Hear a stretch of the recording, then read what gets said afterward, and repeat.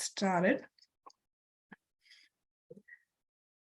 Okay, so I'm sure I don't have to tell you about the amazing missions that are happening for human deep space exploration. So there's a commitment to have habitation on the moon by 2030 and Mars bases by 2040. And to do that, to support habitation on these planets, we're going to, on Moon and Mars, we're going to need to start now planning for these, how we're going to support life. Yeah, so that's, going to Mars, from a lunar base could be a 3-year mission, and that's longer than any missions that have currently undertaken. And Plants for Space is a new initiative that wants to help support that, because to undertake these missions, you're going to need food and you can't take everything with you, and you can't pop back to Earth and get some more. So we need to be able to facilitate growing plants for food and other resources in these environments. So Plants for Space is an Australian Research Council funded initiative. So this is part of their Centre of Excellence programs, which is kind of the biggest grants that you can get from the government, and they're for longer term. So 7 years is what our funding is for, and it will start later this year. So for these long-term missions, I mean, NASA's already identified lots of major hazards to spaceflight for humans, but plants can really help mitigate some of these. So, for example, isolation. Certainly down in Melbourne, we experienced a lot of isolation during COVID. And what happened when everyone had their 1 hour, they went out to those green spaces. And that was because it's something called greenwashing. The plants, having plants in the environment can really help our sense of well-being. Obviously, the food is super important. Plant-based diets are known to be incredibly important for our human health. And, plants require very few nutrients and inputs to be able to produce a lot of food for us, and it's renewable. Okay, so also medicines. So many of our medicines come from plants, and we hope we can produce others also with some bioengineering in plants. And plants can grow in closed environments quite well, and we can use human waste, for example, to also support plants. And really one of these, the major challenges is really that food supply. So, there's many aspects to that. So we know that astronauts lose interest in food on these longer term space missions, because there's lack of variety in texture and flavors, because their senses are very different in space. And it's just, as I said, you just can't take enough for those long missions. So you need to be able to have a renewable source in space. And also many foods degrade over time. So the nutrient content is not adequate. So humans will not be getting what is required for their own nutrition and health. Okay, so the vision of Plants for Space is to be able to support and enable this human deep space exploration and improve on Earth sustainability. So we want whatever we design for space to also have applications on Earth through the redesign of plants and food. Okay, so this will include not only that redesign of the plants, the types of foods and sensors that are required, the variety needed by the astronauts, but also other resources that plants provide us, as I said, medicine and other resources, biomaterials, structures. Plants we use for a lot of clothing and other aspects. Really importantly, we want to create a global network. So Wayne sort of alluded to the fact that this has not been the most prioritized topic in the space field, because it hasn't been an issue until now for these really long-term space issues. So there's pockets of people working on this across the world, but we want to really consolidate that and coordinate it and lead, have Australia as a lead in this area. And of course, everything we do has to be in the regulatory framework of space, so working in international and networks, and we're really concentrating on that sustainability aspect. Whatever we design has to be in sustainable systems. And that has obviously implications on Earth as well. So the team is very multidisciplinary, which is just amazing. So there's plant scientists like myself, food scientists, food chemists, process engineers and system engineers to be able to build those controlled environments, psychologists and nutritionists who will need to be able to assess those foods that we produce, that they're fit for purpose, educators. So I'm really interested in some of the public outreach aspects that you've done, because we really want to include education pathways to careers in agriculture, food and space as well. And lawyers. We have lawyers involved to make sure we're doing everything according to the law and ethically. Okay, so it's broken up into 4 major programs: the plants, products, processes, and people. So some of the main ideas that we want to produce are these zero waste or completely sustainable plant growth and processing. So we're absolutely minimizing any waste. And plant-based solutions for health and well-being. This includes the foods, medicines. And as I mentioned, future-ready people and products. So we want to be able to have a network of people, trained people who can lead this area, and fit-for-purpose products for on-Earth and off-Earth industries. And as I said, we want to be that global coordinator in this field of space-based agriculture.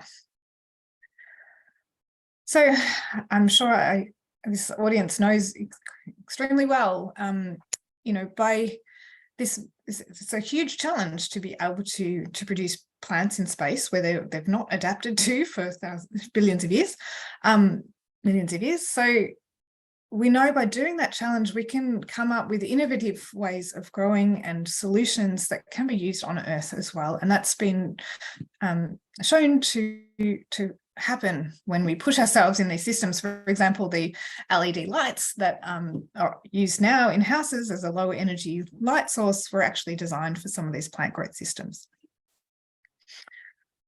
So this is how we imagine our growth habitats will look like. So underground to protect from radiation, and in these sort of vertical farm systems that are likely to use recycled water and nutrients, but also next to those places where we're processing our plant products, either eating fresh, so it's pick and eat type foods, or processing into different forms, for example, plant-based cheeses and yogurts. We also imagine there's, people working in those workspaces as well, and constantly monitoring and, coordinating these plant growth systems. So we want to be able to produce the plants, the foods with lots of flavour and full nutrient, the teams that will need to work together on these systems, the medicines and materials, the law and the recycling. So this is what Plants for Space aims to deliver, these learnings and innovations for space and Earth. So as I mentioned, that we, of course, want to do this in the legal and ethical frameworks of space. And so as an examples of, that I'm familiar with, we're likely to need to use biotechnology, such as gene editing, to modify the plants if we want to make them, adapt them quickly enough for these type of environments. So we're obviously looking at the ethical and legal implications of that. So that's one aspect. And protection for astronauts and planets. We want to do everything as well as we can. That's why we have the lawyers on board. And ethical growth of biomanufacturing. So they'll be, producing new plants and new foods and new systems in these environments. And of course, something that's really very important to Plants for Space is this cultural charter. So we want to have our team all working with aligned values and maintaining cultural diversity, and that as something front and centre. So in the plant science, something that's we're aiming for is plants with very fast growth so that they yield very quickly and provide that food quickly, and zero waste. And this is something we kind of call the harvest index. We want to get to a harvest index as close to 1 as possible. So that means almost all the plant can be used in some way. So whether it's food or it's, for example, we can imagine some of it could be pick and eat, another could be producing medicines in other part of the plant. So we're actually maximizing the use of all the plant. Okay, so, and also plants are sensors. So we need plants to be able to, we need to know when things are not going well as well. So we need plants that can potentially have biosensors that tell us when, example, the nutrient's not sufficient, and we know to modify our system. So in doing this plant growth, we need to be able to supply astronauts and humans in these habitations with complete nutrition. So everything, the plants in their own right don't supply all, one plant can't supply all the nutrition that a body needs. So we want to be able to have systems where we do have the plant supplying, whether it's 2 or 3 different varieties, that give adequate nutrition. So complete protein profile, complete lipid profile, complete macro and micronutrients that for human well-being and human health. So that's probably, we're going to use a little plant called duckweed for that purpose, which already has a really good nutritional profile, and we can optimize it to have everything the human body could need. And plant foods with varied texture and flavors. So new products that are, have the textural and flavor and sensory aspects that astronauts will enjoy in space, and also that can be applied on Earth. So, and again, another example of this is, I mentioned a plant-based cheese. This is actually really desirable for vegans who miss cheese. And if we could produce something like that, it has a lot of on-Earth applications as well. So in the biomanufacturing space, this is where we can get plants to produce different medicines, for example, aspirin, but we also need to be able to extract those and be able to provide them to people in a form that is bioavailable, and do that on demand. So it might be that you have a particular medical situation and you need to have that on-demand product. So again, many medicines break down, so you can't just take them all with you. So you might need to produce it at a given time. So our plan is to be able to have plants that, for example, you can shine a particular wavelength of light on them and they will produce a particular medicine. So it's an on-demand product. I've mentioned some of the sort of food bioprocessing. So this is, again, the ability to be able to process in particular ways in space is a huge challenge because of the different environment, but the learnings that we can make from that and the technological advances could have really a lot of benefits on Earth for low input biomanufacturing. Something that I've really enjoyed is the interaction with different groups of people in Plants for Space. So I mentioned the nutritionists and the psychologists, and having their perspective and the ways in which they go about testing and inquiring about what is desirable, because we know what's good for us, but we don't always want to eat that particular way. So the interesting psychology of food and food as a cultural aspect is really important to understand, especially with people in isolation. And we want Australia to be that hub for international space plant research. So we mentioned we're working with the leaders across the globe, but because Australia has such a strong history in agricultural research, we're very good at growing plants in extremely difficult climates. We feel like we have a lot of expertise that can be applied and assist in these global efforts. So this is just a bit of an overview of the many areas that we'll be working in. And really what I want to get across though is the big team. So there's 5 universities across Australia. So there's 2 in Victoria, La Trobe University and Melbourne University. In the lead is University of Adelaide, and Flinders University is also there in South Australia, and we have the University of Western Australia. But it's also goes beyond that. So they're the Australian sort of universities, but we have universities across the globe that we'll be partnering with and using their expertise and resources. A number of space industries and space agencies and space industries, so including NASA and URI, Axiom and DLR, and the Australian Space Agency.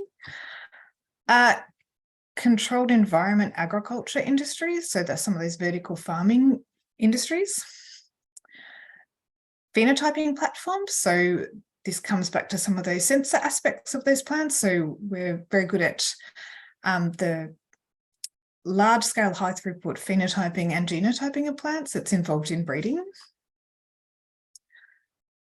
Also, again, a lot of aligned agriculture industries and government.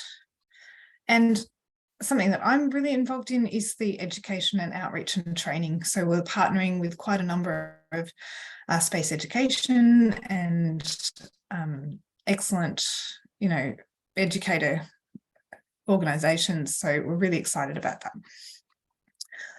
So, we already have some momentum, I guess, in the location. So, of course, the University of Adelaide and, with the Australian Space Agency in South Australia. So they've got the Andy Thomas Foundation and some of these established programs, such as the Rover Challenge that they run. Fantastic facilities, including the Xteris Lab, again, with the Andy Thomas Foundation, and the Plant Accelerator. This is one of these large-scale phenotyping platforms, and this fantastic Waite and Roseworthy campus. This is Andy Thomas. And in Melbourne and Western Australia, we have this fantastic bioimaging platform with fantastic equipment, including we've got lots of, again, high throughput phenotyping platforms in La Trobe University and the US Alliance in Digital Technology, Security and Governance at Flinders.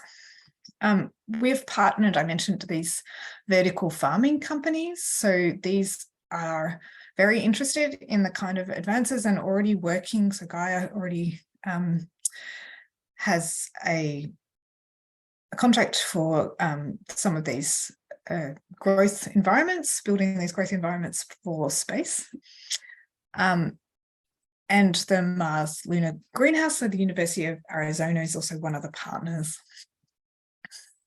And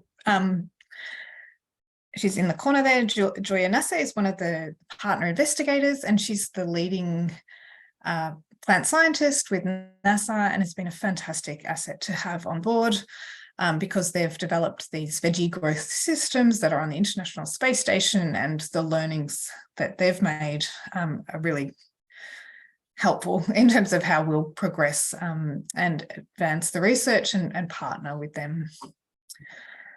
So Axiom is sure to be one of the partners that help facilitate some of our testing of these plants in space. So they're, got this fantastic, the Axiom station is due to go up in 2028. So these will be fantastic platforms for us to test and develop and refine.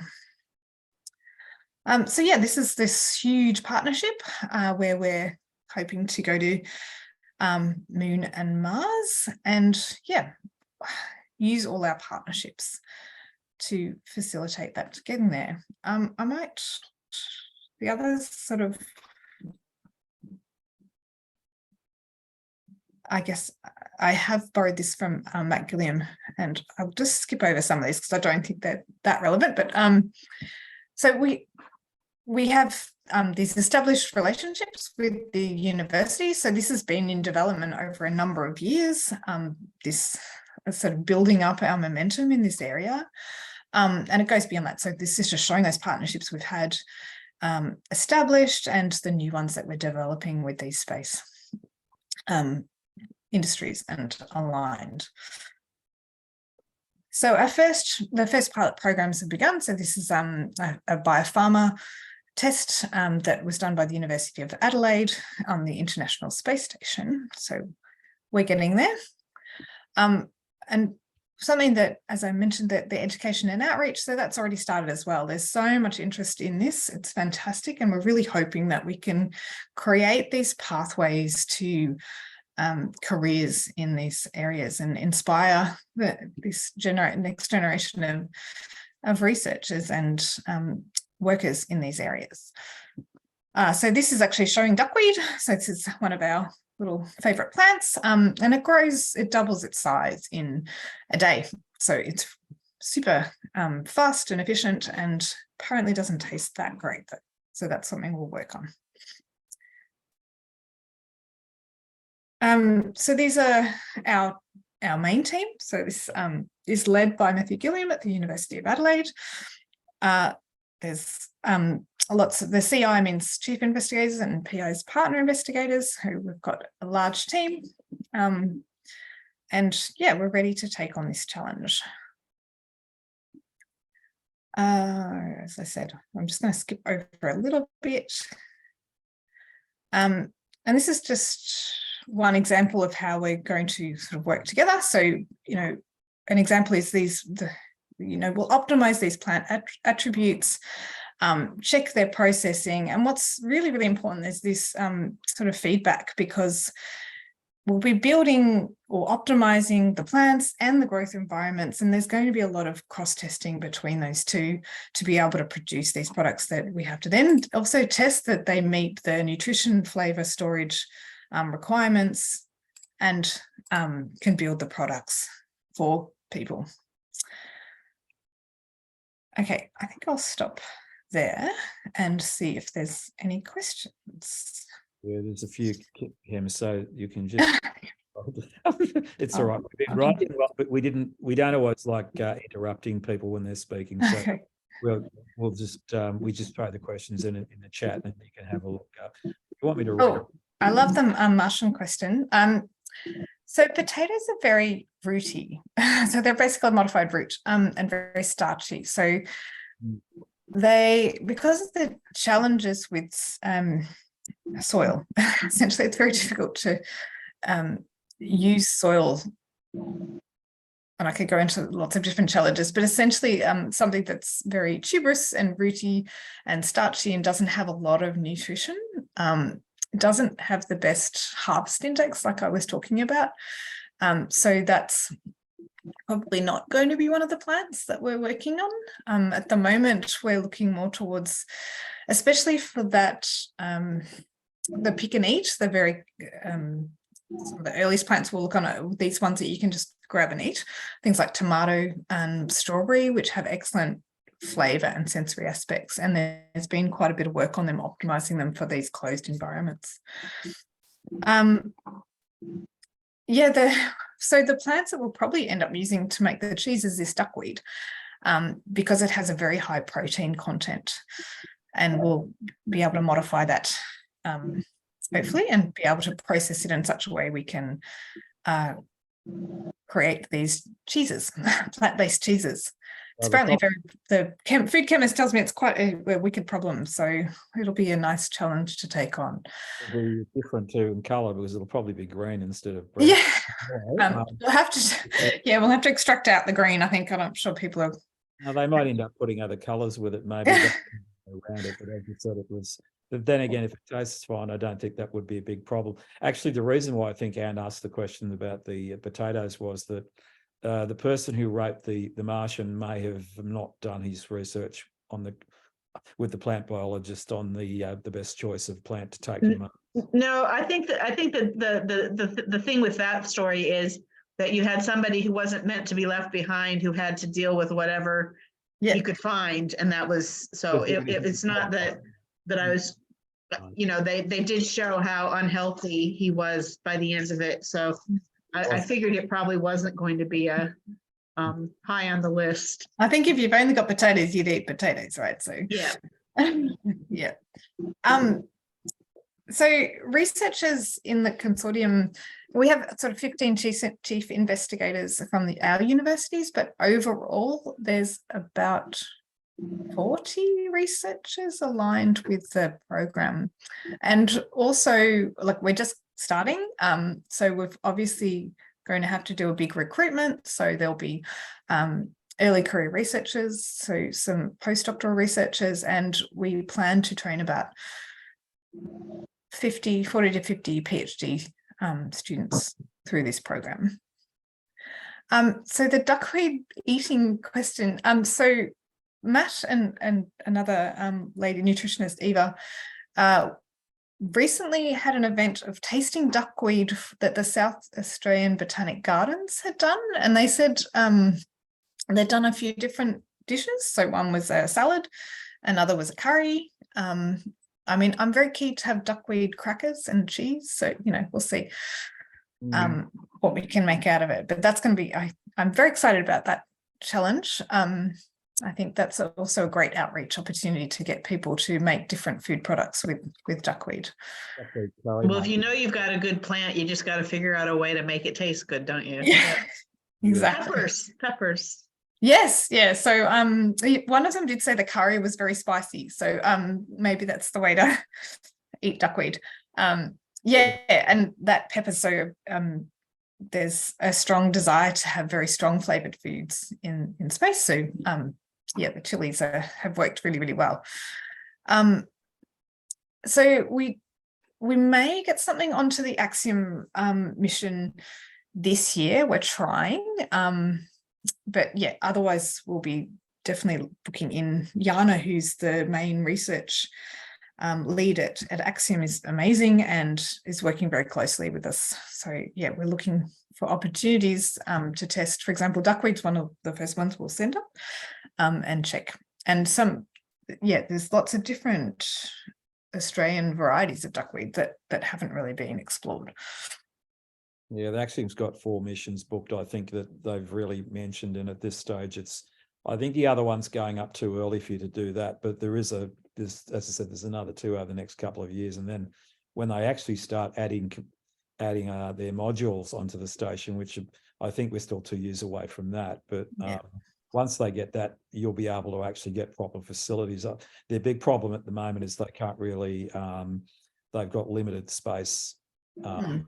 Dragons do it until they get their own modules up, which is exactly. Yeah, so see what we can do, but we've got it. Yeah, we're trying. It's not easy. Yeah, there's a lot of planning, testing beforehand. It's a great question, John, about the raw materials. So I mentioned soil. That's a big challenge. So probably what we'll end up trying, what we're definitely looking into, is the hydroponics and aeroponics to minimize that. Because, you know, you don't want to lug around a bunch of soil. And there was a recent experiment by, I think it was groups from NASA who had brought back some regolith from the moon, and they tried to grow the plants in that, and they survived, but they didn't grow well because there's a lot of plants were very stressed because of the high radiation. Just the elements in there are not really suitable, so it would require a lot of moderation. For example, the International Space Station, they have this sort of clay-based substrate that allows holes in it, so to allow air and water movement. So this is a major challenge, I think, that we've got to try and overcome. So obviously we need lighting. You know, we need to create that lighting environment because it's likely to be artificial lighting, and you know, the plumbing systems for that recycling, filtration. So there's lots of challenges that the systems engineers we're going to have to work very closely with. You've really got 2 different types of possibilities. You can either grow it in basically 0G, which is probably what you'd be doing for space stations. Because the thing is that there's going to be potentially 4 private space stations at the way after the ISS, and it's also things that NASA's going to be building on the moon, even if you're not worried about Mars specifically. The Mm. moon, they're still going to want things grown there as well, although the gravity is probably a little bit different to Mars, but it's the same. It's not going to be full gravity, and also No, yeah. So plants do pretty surprisingly well with some gravity. Like with no gravity, they're really disorientated. But the ones that have been grown on the ISS, for example, because you've still got light as a signal, clear signal, and with some gravity, they do pretty well. So we're, everything has to be tested, but we're quite optimistic at gravity won't be too much of a problem. I mean, artificial light is a really interesting one, and sunlight's best. Plants, that's what they're totally designed for. But some of the lighting systems now are getting as good as you can get to sunlight. And look, I think just because the likelihood of growing underground, and the need for specific types of light, I think it will end up being artificial lighting rather than filtered sunlight. I suppose the issue there is what particular colours might work better. I mean, Yep. you don't be using blue or the normal softer yellow color. I mean, that's the other issue too, is what color in the spectrum are we talking about to do Yeah. that? So I mean, you can grow, if you see the veggie systems, you get that it's pink, the light that they're using to get those wavelengths, sort of red, far red, that plants need. But again, speaking to the collaborator at the German Space Agency, with DLR, he really thinks you need much more full wavelength of light to get really optimal growth. It's yeah, the same spectrum rather than just specific ones. In other words, try and make it the same. Well, that's true, because the plants are used to growing here. So then you've got to, if you start changing it, I mean, I suppose one of the reasons for maybe picking different colors is it may actually, even from an energy perspective, there might be reasons behind it. Maybe. Yeah, exactly. Look, it's going to depend on the plant. So that's what we've really got to do a lot of testing, because and different varieties. Some varieties just grow much better in different, like every plant, you optimize the lighting, the nutrient composition. Yeah, and look at the diversity that's out there that are going to be best suited for these closed environments.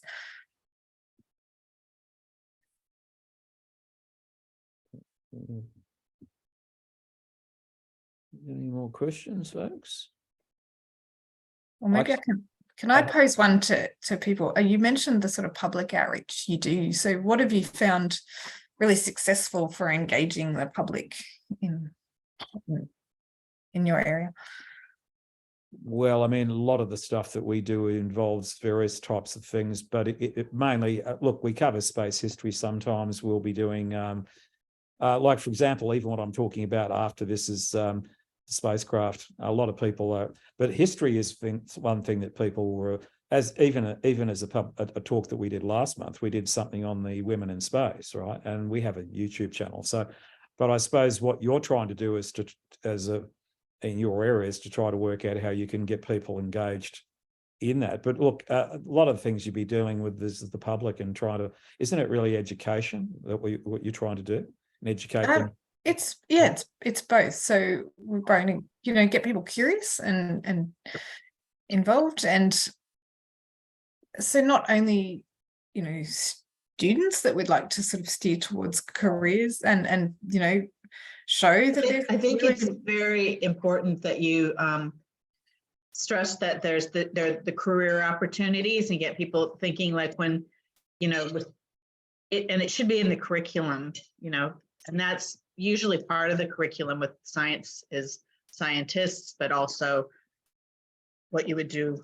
I mean, I would be nice if you can, like, finagle its way into the national curriculum, or find out how you can link to it. So that you're absolutely right. Schools love it's in plants, space plant things. I mean, I certainly, back when I was teaching year 3 and 4, it's so easy to come up with fun things to do that get kids fired up. And that's kind of, I think, one of the things that sort of gets forgotten is that it's not high school that you should be engaging. You need to engage much sooner than that.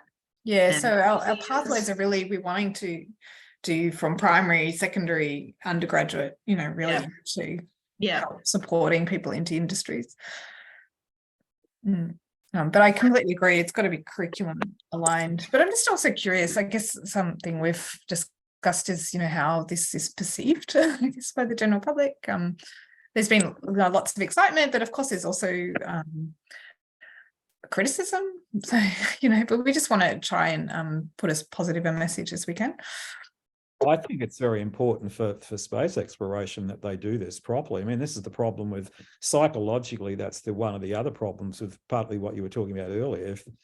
If people get engaged with doing things like that, I think the astronauts really did like looking after the plants up there because it felt they were doing something constructive. So it's the same type of psychology reason as to why you need them up there.